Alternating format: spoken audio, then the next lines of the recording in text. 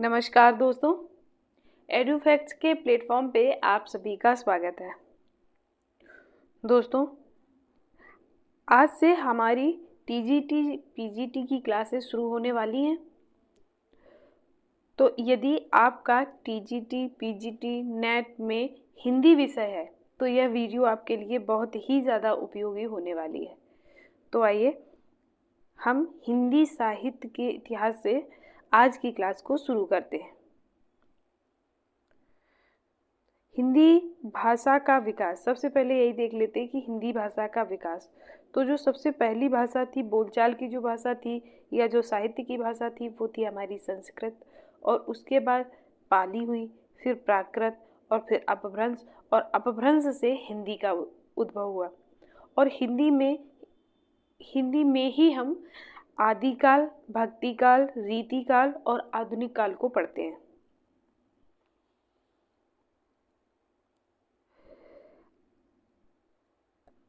अब हम पढ़ेंगे कि हिंदी साहित्य का इतिहास क्या है, क्योंकि आदिकाल, भक्तिकाल, रीतिकाल हम आगे की क्लास में देखेंगे, लेकिन अभी देखते हैं कि हिंदी साहित्य का इतिहास। तो आचार्य रामचंद्र शुक्ल ने कहा है कि प्रत्येक देश का साहित्य वहाँ की जनता की चित्तवृत्ति का संचित प्रतिबिंब होता है।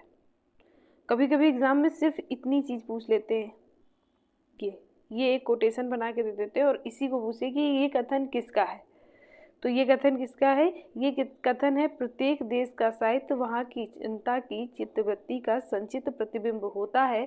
ये कथन किसका है? तो ये किसका है? शुक्ल जी का है, शुक्ल जी का।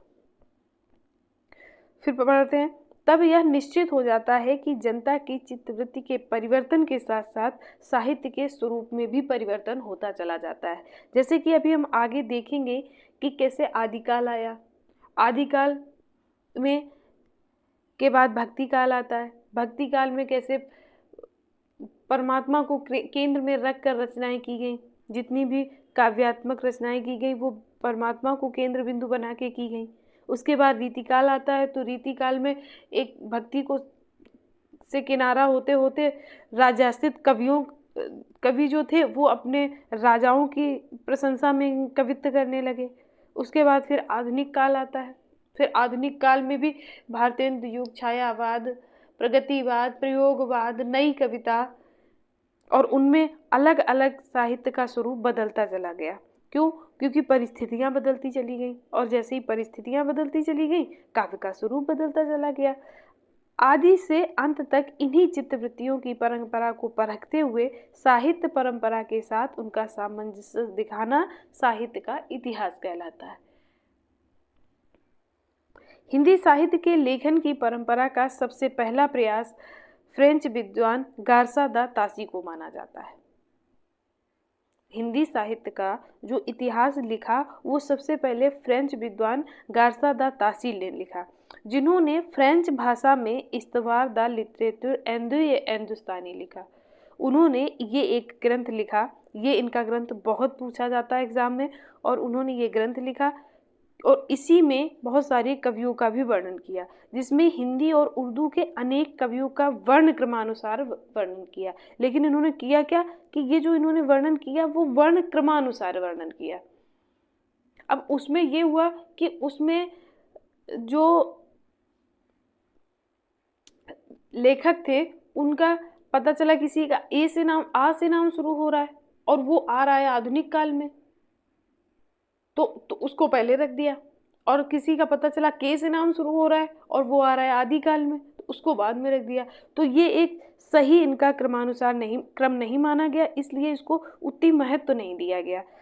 इसका प्रथम भाग 1839 में, द्वितीय 1847 में प्रकाशित हुआ और 1871 में इसका दूसरा संस्करण प्रकाशित हुआ, जिसको 3 भागों में विभाजित किया गया। पहला भाग 1839 में, द्वितीय 1847 में, और इसका दूसरा संस्करण जो प्रकाशित हुआ इसमें 3 खंडों में विभाजित कर फिर इसको पर्याप्त संशोधित किया गया। इसमें जो गलतियां थी वो सुधारी गई। तासी की परंपरा को आगे बढ़ाने का कार्य शिव सिंह सेंगर ने किया।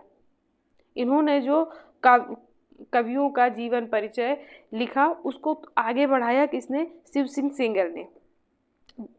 इन्होंने शिव सिंह सरोज, इनकी एक पुस्तक है शिव सिंह सरोज, में लगभग 1000 भाषा कवियों का जीवन चरित्र उनकी कविताओं के उदाहरण सहित प्रस्तुत किया। इन्होंने इस जो वर्ण क्रमानुसार था, यानी वर्णों का जो क्रम था, इसमें सुधार करते हुए फिर इन्होंने 1000 भाषा कवियों का, और इन्होंने जो कवियों को लिया वो सिर्फ और सिर्फ हिंदी के कवि लिए। इन्होंने उर्दू के लिए, लेकिन इन्होंने सिर्फ हिंदी के लिए। फिर लिखा है सन 1888 में। अभी हम सिर्फ साहित्य पढ़ेंगे, आगे की क्लास में आगे की चीज़ें देखेंगे। सन 1888 में एशियाटिक सोसाइटी ऑफ बंगाल पत्रिका के विशेषांक के रूप में जॉर्ज ग्रियर्सन द्वारा रचित the modern vernacular literature of Hindustan का प्रकाशन हुआ। किसके द्वारा? जॉर्ज ग्रियर्सन के द्वारा रचित the modern vernacular literature of Hindustan का प्रकाशन हुआ, जो नाम से इतिहास नहीं था। इसको देख के ऐसा नहीं लग रहा था कि ये इतिहास है, क्योंकि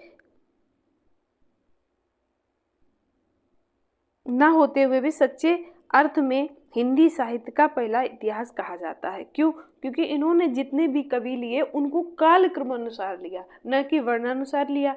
इन्होंने वर्णानुसार लिया, इसलिए इनको नकार दिया गया, इतनी उन मान्यता नहीं मिली। इन्होंने जो कवियों को लिया वो सिर्फ इन्होंने जो उर्दू कवि थे उनको छोड़ दिया, जबकि उस समय उर्दू कवि भी थे, हिंदी के कवि भी थे, मैथिली के भी थे। तो ऐसे यहाँ से भी उतनी ज़्यादा अच्छी हमें जानकारी नहीं मिली। काफ़ी कुछ जानकारी मिली लेकिन उतनी नहीं मिली। लेकिन ये इसमें हिंदी के भी कवि थे, उर्दू के भी कवि थे, तो इससे ज़्यादा जानकारी मिली। प्रकाशन हुआ जो सच्चे अर्थों में इतिहास ना होते हुए भी हिंदी साहित्य का पहला इतिहास कहा जाता है। और ये क्वेश्चन आता है कि हिंदी साहित्य का पहला इतिहास किसे माना जाता है? मिश्र बंधुओं द्वारा मिश्र बंधु विनोद को 4 भागों में विभक्त किया गया, जिसके प्रथम 3 भाग 1913 में और चतुर्थ भाग 1934 में प्रकाशित हुआ। हिंदी साहित्य इतिहास की परंपरा में स्थान रामचंद्र शुक्ल द्वारा हिंदी साहित्य का इतिहास 1929 को प्राप्त है, जो नागरी प्रचारणी सभा द्वारा प्रकाशित हिंदी शब्द सागर की भूमिका। ये पहले एक स्वतंत्र ग्रंथ नहीं था, ये स्वतंत्र एक पुस्तक नहीं थी हिंदी साहित्य का इतिहास। ये हिंदी साहित्य की भूमिका लिखी गई थी, और वही फिर आगे चल के हिंदी साहित्य की जो शुक्ल जी ने लिखी थी वो हिंदी शब्द सागर की भूमिका लिखी थी, और वही आगे चल के हिंदी साहित्य के इतिहास के नाम से पब्लिश हो गई, भूमिका के रूप में लिखा गया, तथा जिसे आगे परिवर्धित एवं विस्तृत करके स्वतंत्र पुस्तक का नाम दिया गया। दोस्तों, ये आज की हमारी क्लास थी।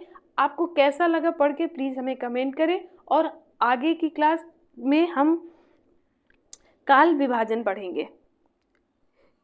किस तरह से भिन्न भिन्न विद्वानों ने भिन्न भिन्न कालों को नाम दिया है, जैसे कि शुक्ल जी ने क्या नाम दिया, डॉक्टर नगेंद्र ने क्या नाम दिया, जॉर्ज ग्रियर्सन ने कितने भागों में बांटा है। तो उनका आगे की क्लास में हम काल विभाजन पढ़ेंगे। तो आगे की क्लास के लिए हमारे चैनल को सब्सक्राइब कर लें, लाइक करें, शेयर करें।